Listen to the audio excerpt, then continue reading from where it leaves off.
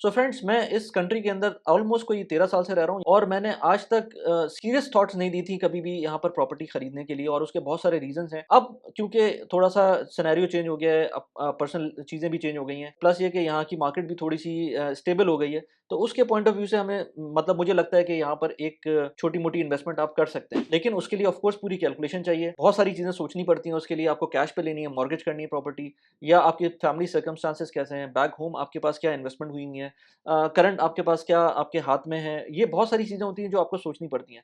मैंने इससे पहले क्यों नहीं सोचा, उसके अगेन मैं डिटेल्स में नहीं जाता। लेकिन अब क्योंकि again as I said stability आ गई है, कोविड के बाद हमने देखा कि एट मैक्स क्या, एट वर्स्ट क्या हो सकता है, और डाइवर्सिटी कितनी इम्पोर्टेंट है, डाइवर्सिफिकेशन कितनी इम्पोर्टेंट है आपके अपने पोर्टफोलियो के अंदर, वो एक बहुत ज़्यादा इम्पोर्टेंट फैक्टर प्ले करता है। ऑल्दो कि हो सकता है रेंटल रिटर्न या प्रॉपर्टी के जो एप्रिसिएशन है वो उस तरह की ना हो जो आपको और जगहों पर मिल जाए।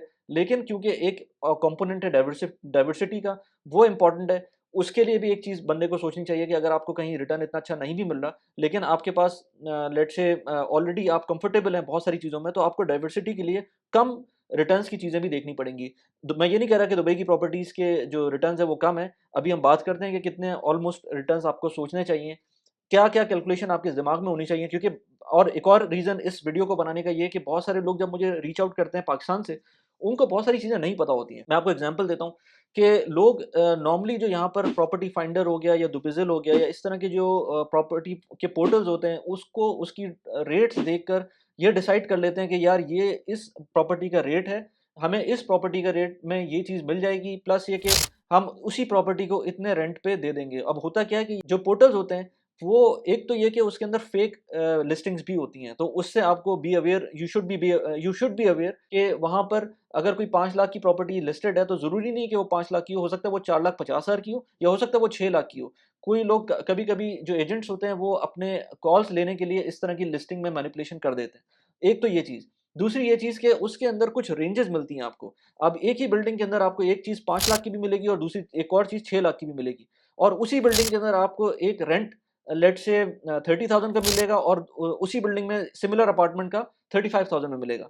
अब आप किस चीज़ को आप अपने कैलकुलेशन में डालेंगे, ये एक बहुत बड़ा पॉइंट है, क्योंकि अगर आपने एक एक्सट्रीम अपर साइड को और एक्सट्रीम लोअर साइड को अपनी कैलकुलेशन में डाल लिया, तो आपकी जो वो कैलकुलेशन है वो पूरी की पूरी मिसलीडिंग हो जाएगी। तो इसलिए मैं ये कहता हूँ कि लोगों को जो भी मुझसे इस तरह की बात करते हैं कि हम जो मुझे नॉर्मली होता क्या है कि लोग मुझसे कहते हैं यार 7 टू 8% रेंटल रिटर्न मिलता है। जब अगर अभी की बात करें, मैं दुबई की बात करूँ, तो दुबई के अंदर कुछ प्रॉपर्टीज़ आपको 3 से 4% देती हैं, कुछ प्रॉपर्टीज़ एट मैक्स आपको 5% देंगी। इससे ज़्यादा का रेंटल रिटर्न आपको इस वक़्त नहीं मिलता है, और मैं उसकी कैलकुलेशन अभी आपको करके दिखाऊँगा। उसका रीज़न ये है कि पहले किसी ज़माने में 7% रेंटल रिटर्न मिल जाता था, लेकिन अब नहीं मिलता। जैसे-जैसे मार्केट अपने आप को स्टेबलाइज़ करती है, UAE is a stable country now. ऐसा नहीं है कि यहाँ पर जो पहले होता था ना कि फाइल्स बिखरी होती थी, जैसे पाकिस्तान के अंदर भी जो नई सोसाइटीज़ होती हैं, उनमें इस तरह नहीं होता कि फाइल्स बिखरी होती हैं और वो एक्स्पोनेंशियली ग्रो कर रहा होता है। तो इस तरह का सिनेरियो इस वक़्त यूएई में नहीं है। कुछ कुछ कम्युनिटीज़ अगेन होती हैं कि आप उसमें नए-नए प्रोजेक्ट आते हैं, लेट्स से अच्छा डेवलपर है तो उसकी प्रॉपर्टीज़ ओन के ऊपर भी बिक जाती हैं, लेकिन ऐसा हर वक़्त नहीं होता, और अब स्टेबिलिटी आ गई। तो इसकी वजह से आपको जो जो प्राइस पॉइंट्स हैं, वो अपने कैलकुलेशन के अंदर लाज़मी देखने चाहिए, और ये प्राइस पॉइंट्स आपको प्रॉपर्टी के जो पोर्टल्स हैं वो नहीं बताएँगे। प्रॉपर्टी के पोर्टल से आप सिर्फ एक आइडिया ले सकते हैं, असल में आपको एजेंट्स के पास जाना पड़ेगा, और एजेंट्स आपको बताएँगे कि एक्चुअल में प्रॉपर्टी की फाइनल प्राइस क्या होगी और ये कितने में रेंट होगा। और एक और इम्पोर्टेंट चीज़ जो कि लोग पाकिस्तान में रहते हुए भूल जाते हैं इन्वेस्टमेंट के लिए जब सोचते हैं, कि यहाँ पर जो आपके मेंटेनेंस चार्जेज़ होते हैं, वो भी लैंडलॉर्ड को बियर करने पड़ते हैं। पाकिस्तान के अंदर नॉर्मली मेंटेनेंस चार्जेज़ आपका टेनेंट पे कर रहा होता है। कुछ प्रॉपर्टीज़ के अंदर मैंने देखा है कि वहाँ पर लैंडलॉर्ड को पे करने पड़ते हैं, लेकिन मेजॉरिटी ऑफ द केसेज़ आपके जो मेंटेनेंस चार्जेज़ हैं, वो आपको एज़ अ लैंडलॉर्ड पे करने पड़ते हैं, तो वो चीज़ भी अंडर कंसिडरेशन रखनी चाहिए। आज मैं आपसे बात करूँगा कि अगर आपको कैश पे प्रॉपर्टी लेनी है, क्योंकि ये एक बहुत बड़ा सब्जेक्ट है। अगर मैं मॉर्गेज की बात करूँगा तो वो एक और डायमेंशन आ जाएगी उसके अंदर। मैंने उसको अभी तक सही से देखा भी नहीं है, मैंने अभी सिर्फ़ कैश प्रॉपर्टी खरीदने के पॉइंट ऑफ व्यू से अभी कैलकुलेशन देखी है। मॉर्गेज के ऊपर भी आएँगे, मैं बाद में एक और वीडियो बनाऊँगा। कैश प्रॉपर्टी अगर आपको लेनी है, फ़र्ज़ करें हम बात करते हैं किसी एक लोकेशन की, वहाँ पर कोई 1 बेडरूम अपार्टमेंट है 5 लाख दिरहम का, और ये मैं बात कर रहा हूँ रियल अपार्टमेंट की और रियल रेट्स की। मैं सिर्फ़ दुबिज़िल से उठा के या प्रॉपर्टी फाइंडर से उठा के ये वैल्यूज़ नहीं रख रहा, और मैं सिर्फ़ दुबई की बात कर रहा हूँ, अजमान-वजमान में मैं नहीं जा रहा, क्योंकि अजमान के अंदर और दूसरी एमिरेट्स के अंदर डिफरेंट किस्म के मसले हैं। Keep yourself stick to Dubai, क्योंकि उसमें जो लोग अजमान में किसी ज़माने में इन्वेस्ट किया है उनको नुकसान में ही है इस वक्त।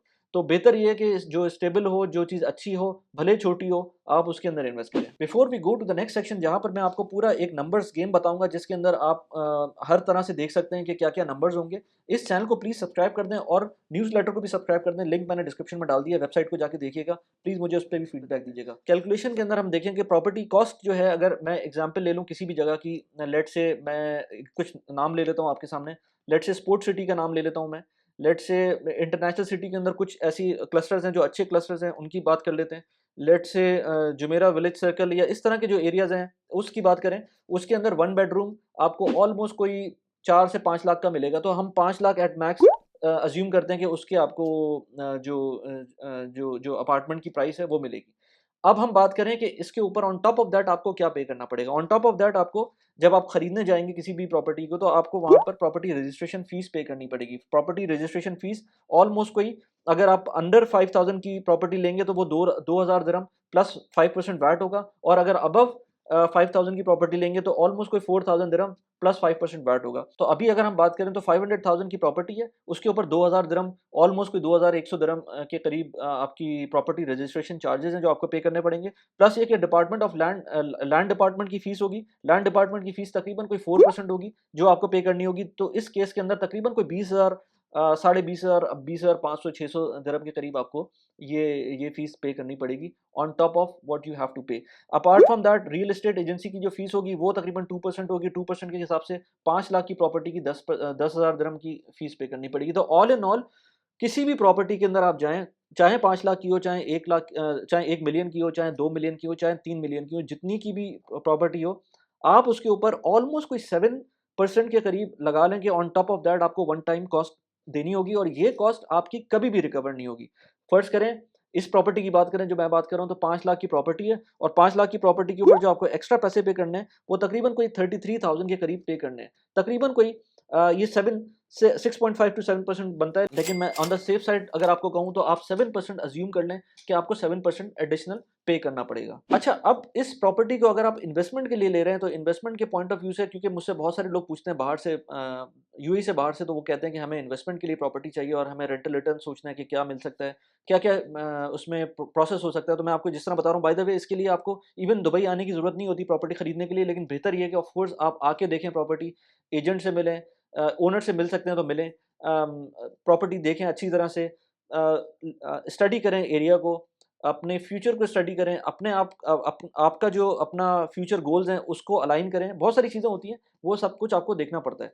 मैं इस वक्त अगेन मैं कह रहा हूँ कि मैं कैश की बात कर रहा हूँ, मॉर्गेज पे अभी मैं नहीं जा रहा। अच्छा, अब हम बात करें, ये प्रॉपर्टी आपने ले ली, फर्स्ट करें ये 7% एडिशनल देकर 5 लाख की प्रॉपर्टी आपने, लेट से 5,32,000 के अंदर या 33,000 के अंदर आपको ये मिल गई।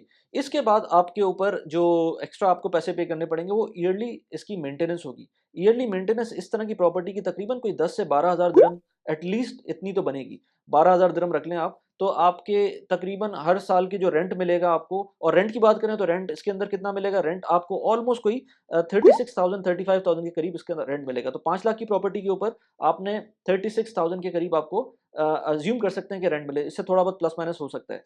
तो इस पूरी कैलकुलेशन को देखेंगे कि आपको 5 लाख की प्रॉपर्टी पे 33,000 आपको एक्स्ट्रा पैसे देने पड़ रहे हैं, फिर आपको उसके अंदर रेंटल जो मिल रहा है वो 36,000 का रेंटल मिल रहा है, और उसके बाद जो आपको एनुअल मेंटेनेंस फीस देनी है वो तकरीबन कोई 12,000 देनी है। तो इस पूरी कैलकुलेशन से अगर आप देखें तो आपको जो टोटल कॉस्ट पड़ेगी एक्विजिशन की प्रॉपर्टी की वो तकरीबन कोई 5 लाख, लेट्स से 533 534 के करीब बनेगी। एंड देन आपको जो इससे कैश फ्लो मिलेगा, जो पैसे मिलेंगे आपको, वो मिलेंगे 36,000 दिरहम्स आपको एनुअल रेंट पे मिलेंगे, जिसमें से आपको माइनस करना पड़ेगा मेंटेनेंस को। तो 12,000 आप मेंटेनेंस माइनस करते हैं तो 24,000 दिरहम्स के करीब आपको इससे एनुअल रेंट मिलेगा। तो एनुअल रेंट यानी कि 2,000 दिरहम आपके महीने के आपको मिल जाया करेंगे। अगर परसेंटेज टर्म्स में बात करें पूरी कॉस्ट ऑफ एक्विजिशन की, और इवेंचुअली जो नेट आपको पैसे मिल रहे हैं, तकरीबन कोई 4.5% के करीब आपको रेंटल रिटर्न मिलेगा।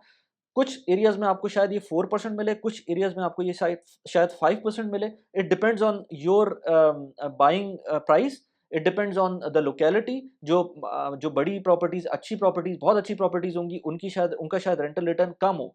लेकिन उनका प्राइस अपसाइड जो है वो ज़्यादा होगा। तो ये डिपेंड करता है बहुत सारी चीज़ों के ऊपर। लेकिन आप सेफली ये कह सकते हैं कि इवेंचुअली आपके जो 5 लाख होंगे वो 4 से 5% के करीब आपको रिटर्न देंगे। एज़ आई सेड बिफोर, ये चीज़ जो मैं अभी 4.5% बता रहा हूँ, ये चीज़ पहले 7% के करीब होती थी और वो it does make sense a lot कि आप खरीदें। लेकिन अगेन उसमें हमने देखा कि 7% से जो रेंटल यील्ड मिल रही थी, वही चीज़ जो 1 मिलियन की थी वो अब 7-8 लाख की हो गई। तो उसने जो रेंटल यील्ड उस वक़्त 7% दी थी, वो अब नीचे आ गई है, डेफ़िनिटली नीचे आ गई जो ओरिजिनल प्राइस थी उससे। तो ये अगेन इट डिपेंड्स कि आपका आपके साथ आपकी किस्मत कैसी है। अगला कोई कोविड तो नहीं आ जाता है, या अगला कोई बड़ी कैलामिटी तो नहीं आ जाती है, या जैसे अभी वॉर हो रही है उसके अंदर यहाँ जैसे अरब स्प्रिंग हुई थी, इस तरह की चीज़ों के अंदर दुबई की प्रॉपर्टी को बूस्ट मिलता है। तो it depends, entirely depends on how the situation is going on. अब बात करें कि आपके लिए ये वायबल है कि नहीं है, तो ये आप खुद सोच सकते हैं कि आप 4.5% के रेंटल यील्ड के ऊपर आप हैप्पी हैं कि नहीं है, क्योंकि उसमें आप ये भी देख लें कि आप दूसरे मुल्क में बैठे हुए हैं, या इवन अगर यूएई के अंदर है तो आप यू नेवर नो, कभी भी आपको यहाँ से जाना पड़ सकता है। तो उस पॉइंट ऑफ व्यू से आपको इतनी हेसल लेनी है कि नहीं है? मेरे ख्याल से अगर आपके पास ऑलरेडी एसेट्स हैं different parts of the world में, लेट्स से पाकिस्तान के अंदर कोई एसेट्स हैं, आपको डाइवर्सिफ़ाई करना है, उसके लिए नथिंग लाइक इट। आपको बहुत अच्छा एक ऑप्शन है डाइवर्सिफ़िकेशन का। आप देखें, बीइंग इन पाकिस्तान, अगर आप कनाडा में लेते हैं कोई प्रॉपर्टी, या यूके में लेते हैं, या ऑस्ट्रेलिया में लेते हैं, इन जगहों पर आपको प्रॉपर्टी खरीदने के लिए थोड़े से वीज़ा प्रोसेस भी से भी गुज़रना पड़ेगा। प्लस ये कि वहाँ पर आपको बीइंग अ नॉन रेज़िडेंट आप जब प्रॉपर्टी खरीदेंगे तो वहाँ पर टैक्स भी एक्स्ट्रा देना पड़ेगा। मैं कनाडा का जानता हूँ कि और ऑस्ट्रेलिया का भी ऑलमोस्ट कि 15% बीइंग नॉन रेज़िडेंट आपको टैक्स देना पड़ता है। तो अगर 1 मिलियन की प्रॉपर्टी है तो आपको 1.5 लाख, लेट्स से डॉलर्स या पाउंड्स व्हाटएवर, उसके अंदर आपको वो एडिशनल पैसे महँगी पड़ेगी प्रॉपर्टी। लेकिन दुबई के अंदर ऐसा कुछ नहीं है, दुबई के अंदर आप जाके वो प्रॉपर्टी खरीद सकते हैं। कोविड में हमने देखा कि वीज़ा रिस्ट्रिक्शंस लग गई थी, आपको अपनी प्रॉपर्टी जब लेनी होती थी, देखना होता था, तो आप आ नहीं सकते थे यहाँ पर। तो इस तरह की बहुत सारी चीज़ें अपने ज़हन में रखकर ये सोचें कि आपको ये काम करना है कि नहीं करना है। जो लोग यूएई के अंदर रह रहे हैं, मेरे ख्याल से उनके लिए मेक सेंस बनता है, थोड़ी बहुत कैलकुलेशन करके वो देख लें कि वो एक प्रॉपर्टी खरीद सकते हैं कि नहीं खरीद सकते हैं। आपका एक एसेट बनेगा, आपकी इक्विटी बिल्ट अप होना शुरू हो जाएगी, अगर आप मॉर्गेज करते हैं। अगर आप कैश पे ले सकते हैं तो आई डोंट नो कि इतने पैसे किसी के पास होते हैं कि वो डायरेक्ट कैश के ऊपर ले ले, जो नॉर्मल जॉब करने वाला बंदा है।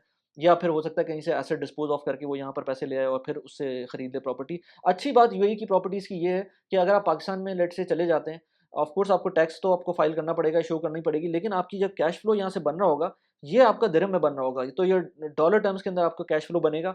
भले आप उसको कहीं रीइन्वेस्ट कर दें, यहाँ यूएई में रहते हुए यहीं के पैसों में कहीं रीइन्वेस्ट कर दें, लेट्स से सर्वा जैसी चीज़ के अंदर रीइन्वेस्ट कर सकते हैं उसके रेंटल रिटर्न्स को। तो आपके पास ऑप्शंस बन जाते हैं, जब आपके पास यहाँ की प्रॉपर्टी होती है। लेकिन अगेन इसके अंदर इम्पोर्टेंट ये है कि आपकी एक्जिस्टिंग सर्कमस्टांसेस कैसी हैं। इसके अंदर मैं अगली वीडियो इस तरह की बनाने की सोच रहा हूँ कि किस तरह से आप 1 लाख दिरहम के अंदर 5 लाख की प्रॉपर्टी खरीद के उससे इस तरह से कैश जनरेट करना शुरू कर दें कि वो आपको कुछ ना कुछ महीने के एक्स्ट्रा पैसा मिलना शुरू हो जाए। वो किस तरह से होगा, हम अगली वीडियो में बात करेंगे। अगर आपको मॉर्गेज करनी है प्रॉपर्टी, और उससे फ़ायदा क्या होगा कि आप कम से कम पैसों के अंदर एक प्रॉपर्टी खरीद भी लेंगे और उससे हर महीने पैसे भी बनाते रहेंगे। लेकिन क्योंकि वो मॉर्गेज होगी, तो उसके अंदर डाउन साइड भी हो सकता है, और अपसाइड तो उसके अंदर मैंने आपको बता ही दिया है। लेकिन डाउन साइड जो है उसके लिए भी आपको रिस्क मिटिगेट करना पड़ेगा और सोचना पड़ेगा उसके लिए। जैसे मैंने कहा बीच में आपको कि सर्वा में आप इन्वेस्ट कर सकते हैं। तो सर्वा क्या है? सर्वा के बारे में मैंने एक वीडियो बनाई हुई है, आप यहाँ पर जाके देख सकते हैं। इसके अलावा मैंने यहाँ पर एक वीडियो लगाई है डिविडेंड पेइंग स्टॉक्स के बारे में, जो पाकिस्तान के अंदर डिविडेंड पे करते हैं और उसको उनको किस तरह से आपको फ़िल्टर आउट करना है, उसके बारे में मैंने यहाँ पर वीडियो लगाई है, उसको जाके देखिएगा। प्लीज़ मुझे बताएँ